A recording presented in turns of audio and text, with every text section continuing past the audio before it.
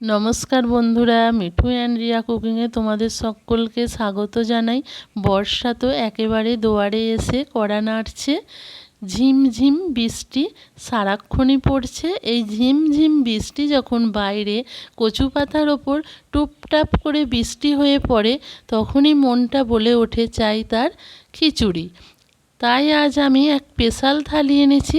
থালির মধ্যে থাকবে স্পেশাল কিছু উপকরণ। তাহলে দেখে নেওয়া যাক এই খিচুড়ি বানাতে কি কি উপকরণ লাগছে। রান্নার উপকরণ, প্রথমেই আমি এখানে এক বাটি সিদ্ধ চাল নিয়ে নিয়েছি। ওই বাটিরই মাপ করে 1 বাটি এখানে মসুর ডাল নিয়েছি। এখানে বেশ কিছুটা আলু আমি ছাড়িয়ে নিয়েছি, মিডিয়াম সাইজের আলু।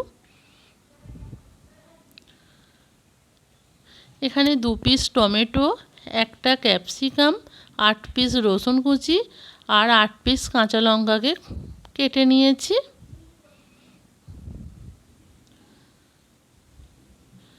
চারটে মিডিয়াম সাইজের পেঁয়াজকে কুচি করে নিয়েছি।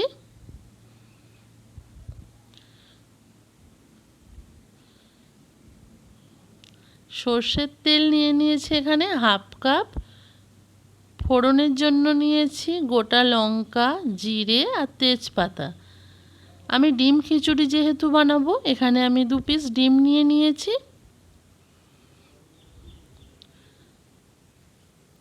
আদার পেস্ট নিয়েছি 2 চামচ,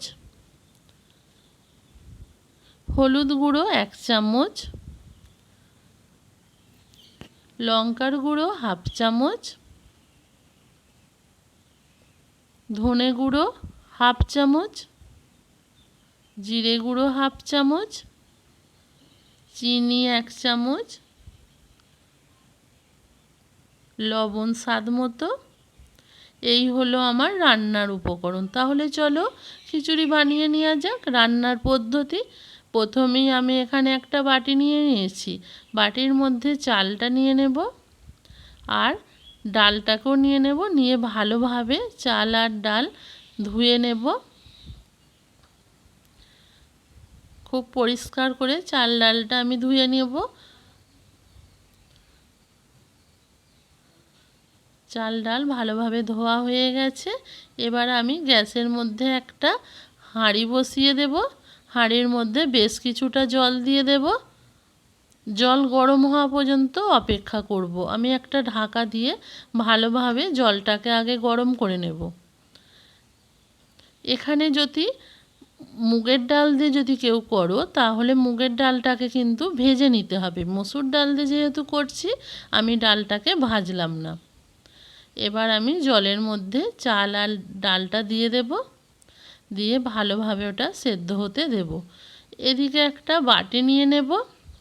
প্রথমেই বাটির মধ্যে আমি যে ডিম দুটো নিয়েছিলাম, ডিম দুটো ফাটিয়ে নিয়ে নেব।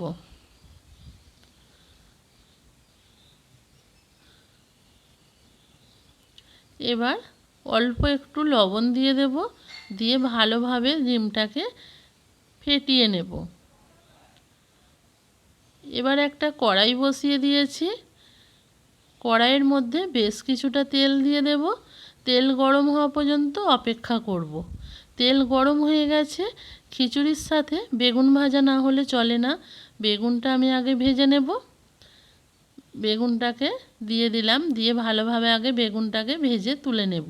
একটু লবণ দিয়ে দেব আর একটু হলুদ দিয়ে দেব। দিয়ে ভালোভাবে বেগুনটাকে লাল লাল করে ছেঁকে নেব।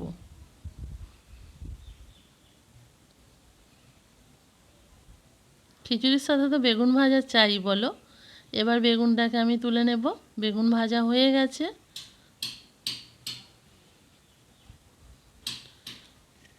সমস্ত বেগুনগুলোই তুলে নিলাম। এবার ওই তেলের মধ্যেই আমি আলুটা দিয়ে দেব। দিয়ে আলুটাকে ভালোভাবে ভেজে নেব। আলুটা খুব তাড়াতাড়ি কালার আসার জন্য আমি একটু হলুদ দিয়ে দেব আর একটু লবণ দিয়ে দেব। দিয়ে ভালোভাবে ভেজে নেব।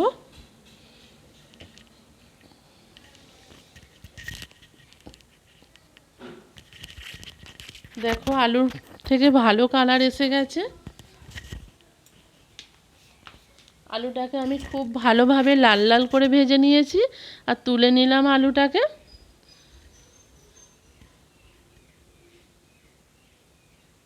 কড়াইয়ের মধ্যে আমি তেজপাতা, শুকনো লঙ্কা আর জিরেটা দিয়ে দেব, দিয়ে মশলাটা এখানে রেডি করব। আর আলুটা আমি দিয়ে দেব হাঁড়ির মধ্যে সেদ্ধ হতে। এদিকে ফোড়ন ভালোভাবে ভাজা হয়ে গেছে। এবার আমি রসুনটা আগে দিয়ে দেব, দিয়ে রসুনটাকে হালকাভাবে ভেজে নেব। আর কাঁচা লঙ্কাটাও দিয়ে দিলাম, ক্যাপসিকামটা দিয়ে দিলাম, দিয়ে ভালোভাবে এটা তেলের সাথে মিক্সড করে নেব। এবার যে পেঁয়াজটা আমি কেটে রেখেছিলাম, পেঁয়াজটাও এর মধ্যে দিয়ে দেব, দিয়ে ভালোভাবে মিক্সড করে নেব।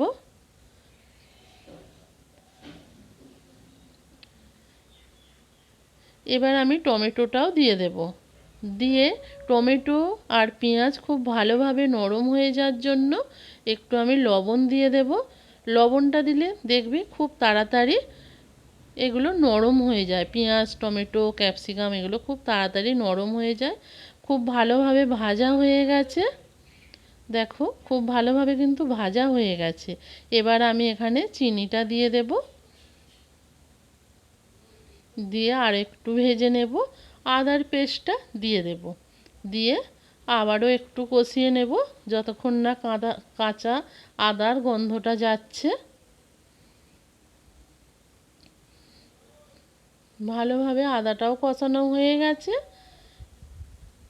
এবার আমি এখানে দিয়ে দেব হলুদ গুঁড়ো, লঙ্কার গুঁড়ো, ধনে গুঁড়ো আর জিরে গুঁড়ো, দিয়ে ভালোভাবে এটাকে কষিয়ে নেব মশলাটাকে। মশলাটা ঠিকঠাকভাবে কষানোর জন্য এখানে আমি একটু সামান্য জল দিয়ে দেব, যাতে খুব ভালোভাবে মশলাটা আমি কষাতে পারি। একটু জল দিয়ে দিলাম, দিয়ে মশলাটাকে ভালোভাবে কষিয়ে নেব। মশলা থেকে খুব ভালোভাবে তেল ছাড়ার জন্য এখানে আমি একটু ঢাকা দিয়ে দেব, 2 মিনিট ঢাকা দিয়ে রাখবো। এটা কিন্তু আমি একদম আঁচটাকে মিডিয়াম করে দিয়েছি। দেখো কত সুন্দরভাবে তেল ছেড়ে বেরিয়ে এসেছে, আর মশলাটাও একেবারে রেডি হয়ে গেছে। মশলাটা খুব ভালোভাবে রেডি হয়ে গেছে। এবার আমি এখানে যে চাল আর ডাল আর আলু সিদ্ধ করতে দিয়েছিলাম, এটা এখানে মিডিয়াম আঁচে ফুটছে। এটাও ভালোভাবে সিদ্ধ হয়ে গেছে, দেখো তুলে দেখাচ্ছি। খুব ভালোভাবে এটাও সিদ্ধ হয়ে গেছে। আমি এবার এখানে যে মশলাটা তৈরি করলাম, মশলাটা দিয়ে দেব। সমস্ত মশলাটাকে আমি দিয়ে এখানে মিক্সড করে নেব ভালোভাবে।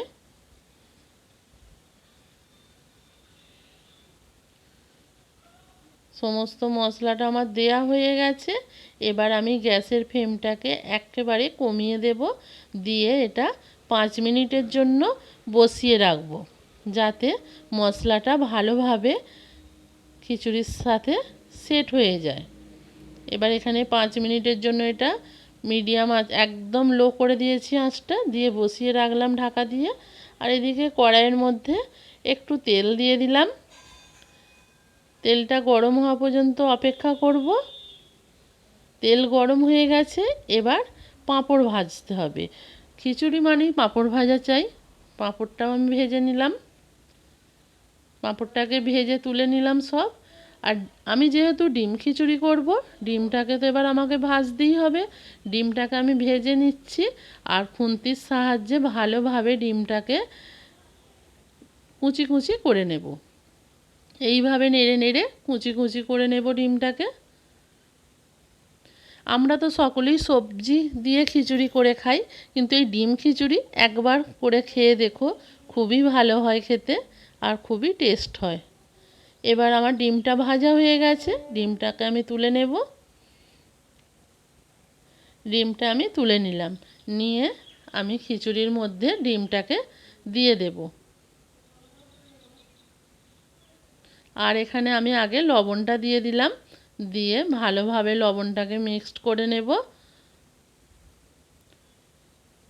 আর এবার ডিমগুলোকে দিয়ে দেব, দিয়ে ভালোভাবে এটা মিক্সড করে নিয়ে গ্যাসের ফ্লেমটা অফ করে দেব। দিয়ে আমি এটা 5 মিনিট রেস্টে রাখবো।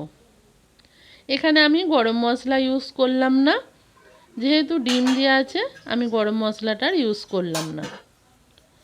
5 মিনিট রেস্টে রাখবো। 5 মিনিট পর ফিরে আসছি। 5 মিনিট পর ফিরে এলাম।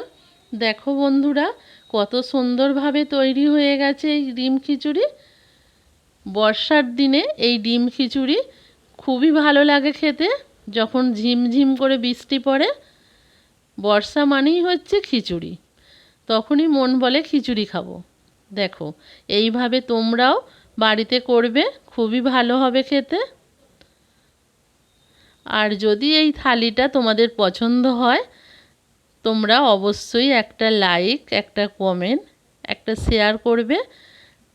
তোমাদের এক একটা লাইক, এক একটা কমেন্ট আমাদেরকে নতুন ভিডিও বানাতে উৎসাহ দেয়। তাহলে বন্ধুরা, দেখিয়ে নিলে কত সহজে বানিয়ে নিলাম এই ডিম খিচুড়ি। বর্ষার দিনে এই ডিম খিচুড়ি খেতে কে কে ভালোবাসো আমার মতন, আমাকে কমেন্টে বলবে কিন্তু, কমেন্ট করে। তাহলে চলো ডিম খিচুড়িটা সার্ভ করে নিই। যদি তোমাদের এই ভিডিওটা ভালো লাগে, তোমরা একবার বাড়িতে ট্রাই করবে। যদি তোমরা ইউটিউব থেকে দেখে থাকো, তাহলে আমার ইউটিউব চ্যানেলটাকে সাবস্ক্রাইব করবে। আর যদি ফেসবুক পেজ থেকে দেখে থাকো, আমারকে ফলো করবে, আমার চ্যানেলটাকে ফলো করবে। তাহলে চলো, আজকের মতো ভিডিওটা আমি এখানেই শেষ করলাম। আবারও দেখা হবে পরের দিন। টাটা।